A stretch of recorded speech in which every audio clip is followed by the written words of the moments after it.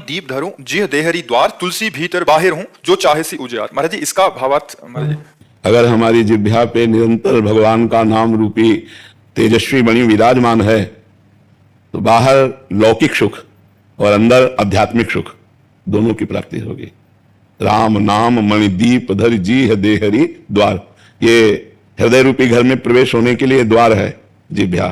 तो अगर इस जिह्वा पे राम राम राम राम राम राम ऐसे जपते रहोगे तो तुलसी भीतर भीतर जो अज्ञान अंधकार है उसका नाश करके मणि प्रेम प्रकाश कर देगी, ज्ञान प्रकाश कर देगी, और बाहर जो नाना प्रकार की विषमताएं, दुख, दरिद्रता है, ये सब मिट जाएगी। भीतर और बाहर चकाचक आनंद रहेगा यदि जिह्वा पर नाम विराजमान है। राम नाम मणिदीप धरु जीह देहरी द्वार, तुलसी भीतर और बाहिरो जो चाह सो जियार। किसका प्रश्न था? समझ पा रहे हो आप? समझ में आ रहा है? भगवान का नाम यदि जिह्वा पे रख ले तो बाहरी लौकिक सुख और अंदर आंतरिक आध्यात्मिक सुख दोनों की प्राप्ति होती। यही परलोक सकल सुख पावत मेरी सो भैया कृष्ण गुण संचु। हरिवंश महाप्रभु कहते हैं मेरी शपथ है यदि तुम कृष्ण के नाम गुणगान करोगे तो तुम्हारे जीवन में लौकिक और पारलौकिक सब सुख प्राप्त हो जाएंगे। जी लाला सिंह जी। श्री हरिवंश महाराज जी। महाराज जी दास जानना चाहता है कि सांगोपांग उपासना अनन्यता का स्वरूप क्या है, कैसे प्राप्त होती है? सांगोपांग उपासना एक गुरु, एक मंत्र, एक इष्ट, एक पंथ, एक ग्रंथ, ये जीवन में आ जाए।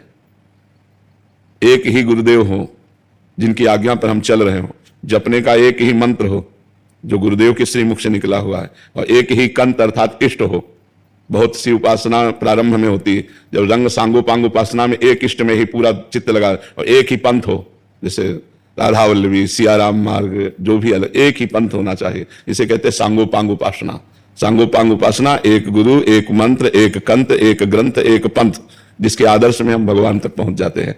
अनन्यता इसी में आ जाएगी। सांगोपांग उपासना में ही अनन्यता आती है। पुरानी उपासना जो थी वो कुछ बाकी रह गई, छोड़ दो। हाँ, उससे ये समझना चाहिए कि उसका फल मिल गया ये उपासना, और उसे विश्राम करके अपनी उपासना में आ जाना चाहिए। इंदिरा जी मुंबई से। महाराज जी आपके चरणों में कोटि कोटि प्रणाम। महाराज जी क्या जप करते करते स्वरूप का बोध या आत्म साक्षात्कार अपने आप हो जाता है? हाँ, हो जाएगा।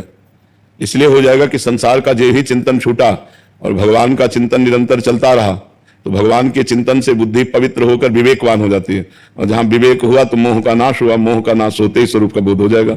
मोह रूपी पर्दा, ज्ञान रूपी पर्दा ही तो स्वरूप बोध में। स्वरूप तो हमारा ही है, कोई परदेसी का थोड़ी स्वरूप है, हमारा ही तो स्वरूप है, हमारी तो आत्मा है। तो अज्ञान नष्ट हुआ तो आत्मा बोध हो जाएगा। बड़े बड़े महापुरुषों ने भगवान के नाम जप से, भक्ति से भगवान के स्वरूप का ज्ञान प्राप्त कर लिया। देखो जिनको ज्ञान प्राप्त है वो क्या कर रहे हैं? यही तो कर रहे हैं। सनक सनंदन सनातन सनत कुमार हर समय हरिशरणम हरिशरणम हरिशरणम, देवर्षि नारद जी नारायण नारायण नारायण, बड़े बड़े भक्त भगवान का नाम ही तो जप कर रहे हैं। अगर नाम जप जीवन में है तो स्वरूप बोध भी हो जाएगा। अगर आप चाहते हैं तो भगवान से प्रेम भी हो जाएगा। जो चाहे वो प्राप्त हो जाएगा। खूब नाम जप करे। संसार का चिंतन ही बाधा है और भगवान का चिंतन ही साधना है। महाराज जी नाम और मंत्र में मतलब बराबर का सामर्थ्य है महाराज? हाँ, अब इसमें थोड़ा ये भेद है कि जैसे सखा भाव है तो सखा भाव हमारा पुष्ट कैसे हो?